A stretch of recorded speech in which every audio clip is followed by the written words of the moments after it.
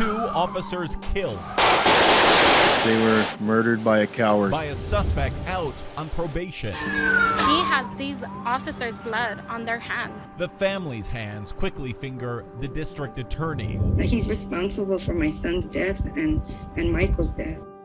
Does that case still haunt you? Listen, anytime that somebody dies is very emotional. It is the single emotional moment in George Gascon's tenure that touches every issue of his first term, and clearly still touches him. The mother of one of the officers said that you personally are responsible for those murders. I understand that. It breaks my heart. I think it's an assault on civilization. Right. There's nothing that I can say that will bring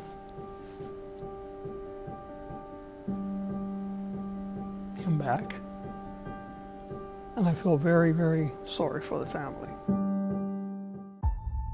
The family filed suit, alleging suspect Justin Flores, a felon who was once found with a gun, wouldn't have been out of jail, but for Gascon's broad sentencing reforms.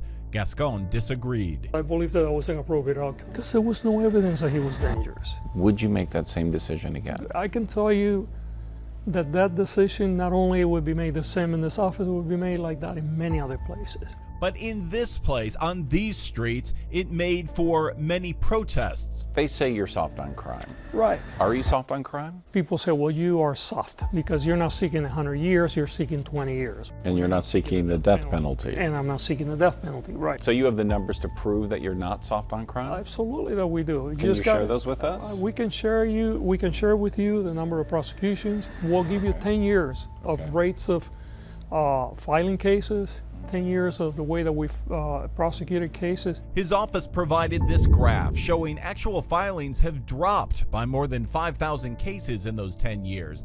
They believe the downward trend, though, started before Gascon took office and is statistically insignificant.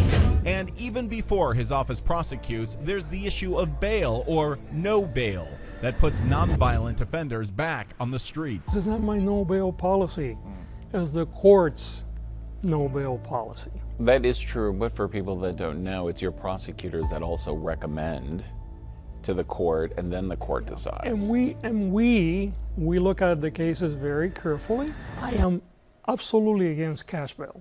And I'm against cash bail because I don't think how much money you have in your bank account makes you safer. Do you believe in no bail? I believe that people that are dangerous should be held without any bail. His policies, practices, even promotions have led to 21 lawsuits from his own prosecutors. Our district attorney. And with a campaign website still loaded with these images of police brutality, there are those who say he's anti-police. His recently promoted chief of staff was once photographed wearing this message. Do you think the police are trained to kill us? Look, I understand where you're coming from. You know, I know that there have been a lot of criticism about my chief of staff. It's an ugly moment in policing. And she spoke out of emotional anger. My judgment is that I want to have a variety of opinions around it. Look at the people that I surround myself with. The former chief of police of Pasadena, former chief of police of Irwindale, the former assistant chief of LAPD, the former deputy chief from LAPD used to run the Valley Bureau. Those are all people also that are in my office. Chief Gascon. He himself is the former chief of 3 agencies and a former assistant chief at LAPD.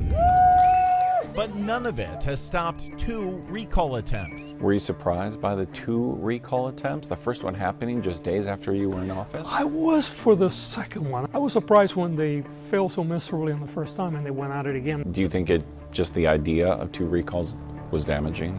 Is damaging? Well, look, I mean, when you put $10 million to try to defame somebody, that's going to have an impact. Those failed recalls still, he believes, impacting his re-election. We are showing that we can hold people accountable. In a historic field of 11 challengers, the first major poll showing Gascon leading with only 15% of likely voters, followed closely by Jonathan Hatami at 8% and Nathan Hochman with 4%. Those are low poll numbers for an incumbent. They are, but we're on a 11 people, I think 12 people race now. And he's far behind in the fundraising for that race, having almost 4 times less than the $1.5 million Hockman has raised and is spending now on attack ads. Sparking rampant smash-and-grab robberies, an explosion of overdose deaths. What do you think looking at that? Well, look, I mean, first of all, this is an old playbook. Are you responsible for the rise in smash and grabs? Well, if that were the case, then I would be responsible for the smash and grab race all over the nation, right? I mean, it would be pretty powerful. During the powerful rise we documented just weeks ago, They were going to look at the Nike on PCH and Crenshaw. Gascon dedicated prosecutors to a multi-agency task force Good afternoon, everyone. and has now announced more than 200 prosecutions since August. Is the tide turning? You know, I think if you listen to the LAPD, I've heard them say that they have seen a reduction. We're definitely pushing really hard to turn the tide. How important are moments like this for you to communicate directly with the public? It's terribly important, but not only for me, but for everyone who's people that are here. For everyone across LA County, major crime is down. We actually have had the largest reduction in one-year homicides in just this recent year. Bottom line, are Angelenos safer now under you than they were 4 years ago? Well, they're definitely safer than they were in 2020. So much has happened since 2020. Did that change you as a DA? Look, every time that we lose a police officer, it's painful. There's an amount of reflection. There is no question about it. And now, George Gascon. he says reflection is helping him. How are you different now than you were when you took the oath? Well, I'm 3 years older.